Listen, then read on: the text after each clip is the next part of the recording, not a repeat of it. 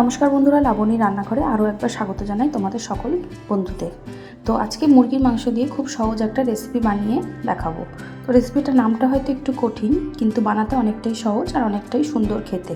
তো চলো শুরু করা যাক নতুন রেসিপিটার নাম হলো লেমন চিকেন। তো দেখো, দেখতে যতটা সুন্দর ততটাই কিন্তু বানানো সহজ। প্রথমেই আমি এখানে 650 গ্রাম মুরগির মাংস নিয়ে নিয়েছি, মাঝারি সাইজের পিস করে, হাফ চামচ লবণ এবং এরকম 4 ফালি লেবু আমি এর মধ্যে মাখিয়ে মাংসটাকে কিছুক্ষণের জন্য রেখে দেব। তারপর আমি এখানে আধ ঘন্টার জন্য ঢাকা দিয়ে রেখে দিয়েছিলাম মাংসটাকে মাখিয়ে।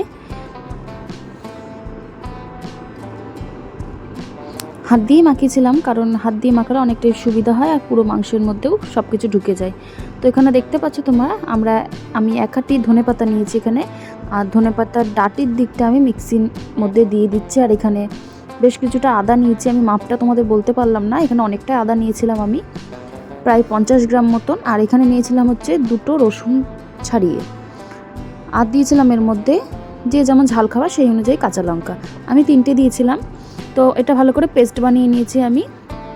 এখন এখানে আমি 200 গ্রাম টক দই আগে থেকে একটু ফেটিয়ে রেখে দিয়েছিলাম। তো এর মধ্যে আমি দিয়ে দিচ্ছি ওই মেশানো, মানে মিক্সিতে যেটা বানিয়েছি সেটা।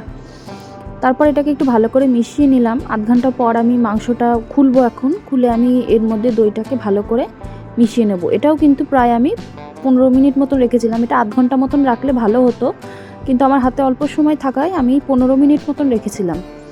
তো এটাকে ভালো করে আমি আবার ঢাকা দিয়ে রেখে দিচ্ছি। তার মধ্যে আগে দিয়ে দিলাম, মানে ঢাকা দেওয়ার আগে দিয়ে দিচ্ছি 2 চামচ সাদা তেল দিয়ে নাড়িয়ে চাড়িয়ে আমি ঢাকা দিয়ে রেখে দিলাম রেস্টে।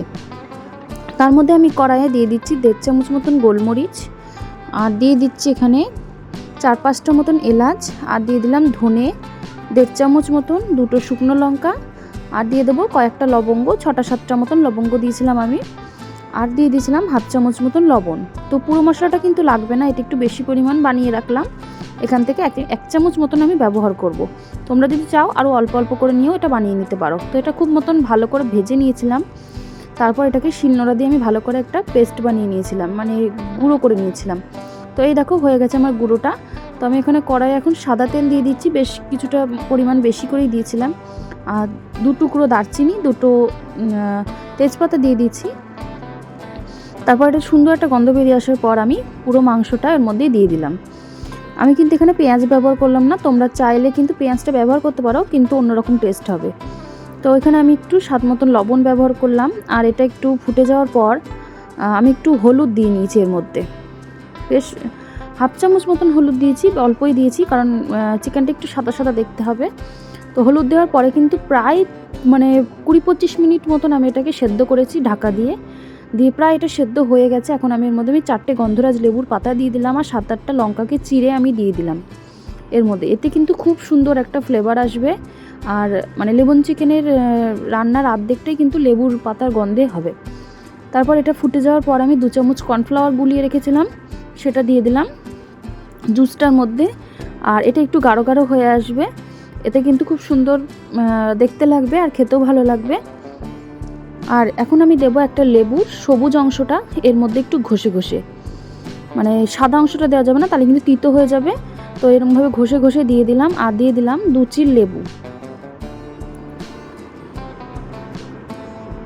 আর তারপর দিয়ে দেবো যে ভাজা মশলাটা বানিয়ে রেখেছি সেটা 1 চামচ, উঁচু 1 চামচ দিয়েছি, আমি একটা বড় চামচ নিয়েছিলাম, তো 1 চামচ দিয়ে দিলাম। আর এখন দিয়ে দিচ্ছি ওপর দিয়ে একটু ধনেপাতা।